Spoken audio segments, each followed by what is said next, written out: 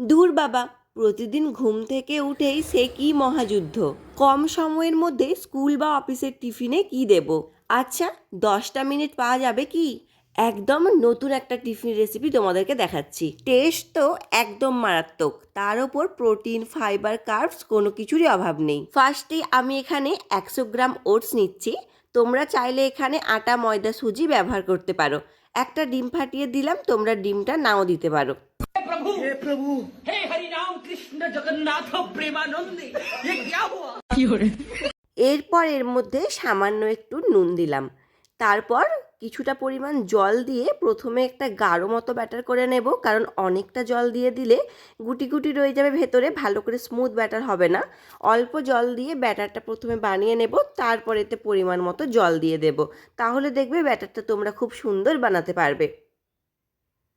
দেখো, ঠিক এরকম ধরনের ব্যাটার একটা তৈরি করতে হবে। এরপর ভেতরের পুরটা বানিয়ে নেব।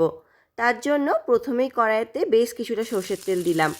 কারি পাতা দিয়ে দিচ্ছি কিছুটা। কারি পাতা না থাকলে তোমরা এখানে একটু জিরে ফোড়ন দিতে পারো। ফার্স্টেই আমি এখানে চপ করে রাখা বিট দিয়ে দিলাম। তোমরা যদি এরকম একটা হ্যান্ড চপার কিনতে পারো, তাহলে শাকসবজিগুলো খুব তাড়াতাড়ি তোমরা এখানে চপ করে নিতে পারবে এবং রান্নাটা করতে সুবিধে হবে। কয়েক সেকেন্ডের মধ্যেই কিন্তু সব সবজিগুলো চপ করা হয়ে যায়। তো যদি সেটা না কেনো, তাহলে কিন্তু আগের দিন রাত্রেও তোমরা সবজি কেটে ফ্রিজে রাখতে পারো, যাতে তাড়াতাড়ি সকালে টিফিনটা বানিয়ে নিতে পারো।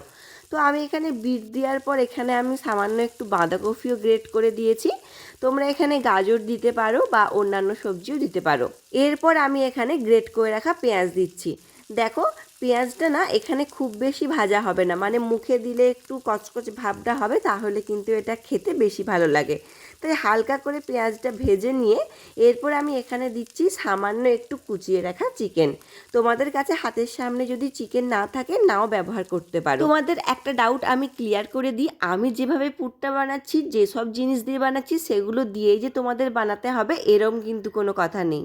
তোমরা এখানে সয়াবিন দিয়ে পুরটা বানাতে পারো, ডিম সেদ্ধ দিয়ে বানাতে পারো এবং শুধু আলু দিয়ে বানাতে পারো, কিংবা পনির দিয়ে। তোমাদের যে কোনো কিছু দিয়ে তোমরা কিন্তু ভেতরের পুরটাকে বানিয়ে নিতে পারো। এরপর এখানে আমি দেখো সামান্য একটু কাঁচা লঙ্কা দিয়েছি ঝালের জন্য। এরপর চিকেনটাকে খুব ভালো করে যখন ভাজা হয়ে যাবে, তখন এর মধ্যে গুঁড়ো মশলাগুলোকে দিয়ে দেব। প্রথমেই দিচ্ছি সামান্য একটু নুন। নুনটা কিন্তু একদম প্রথমে ব্যবহার করবে না, তাহলে সবজিগুলো ভাজতে দেরি লাগবে আর তোমাদের খাবারটা করতেও দেরি হয়ে যাবে। তারপর দিলাম হলুদ গুঁড়ো, সামান্য একটু জিরের গুঁড়ো, তার সাথে দেব অল্প একটু গরম মশলার গুঁড়ো এবং তার সাথে দেব চটপটা স্বাদের জন্য সামান্য একটু বিট নুন। তোমরা এখানে ম্যাগি মশলা ব্যবহার করতে পারো, এতেও কিন্তু খুব সুন্দর স্বাদ হয়। তারপর গুঁড়ো মশলাগুলোকে খুব সুন্দর করে একসাথে ভালো করে একটু কষিয়ে নিয়ে আমি এখানে সেদ্ধ ডিম 3টে গ্রেট করে নিয়েছি, সেটাকে এর মধ্যে দিয়ে দেব। ডিমটা দেওয়ার পর খুব ভালো করে নেড়েচেড়ে মিশিয়ে নিলেই পুরটা কিন্তু আমাদের একদম রেডি। এরপর একটা ননস্টিকের তাওয়া খুব ভালো করে গরম করে নিয়েছি। তারপর 1-2 ফোঁটা তেল দিয়ে, মানে টিস্যু পেপার দিয়ে তেলটাকে খুব ভালো করে চারিদিকে স্প্রেড করে নিয়েছি। ঠিক যেভাবে ধোসা বানায় এটা কিন্তু সেভাবেই বানাতে হবে। প্রথমে 1 হাতা মতো ব্যাটার নিয়ে মাঝখানে দিয়ে তারপর দেখো চারদিকে ঘুরিয়ে ঘুরিয়ে একদম গোল মতো করে নিচ্ছি। এরপর এর একটা সাইডের দিকে আমি একটু পুর দিয়ে দেব, মানে যেভাবে পাটিসাপটা করে ঠিক সেরকমভাবেই একটা সাইডের দিকে পুরটাকে লম্বা করে দিয়ে দেব।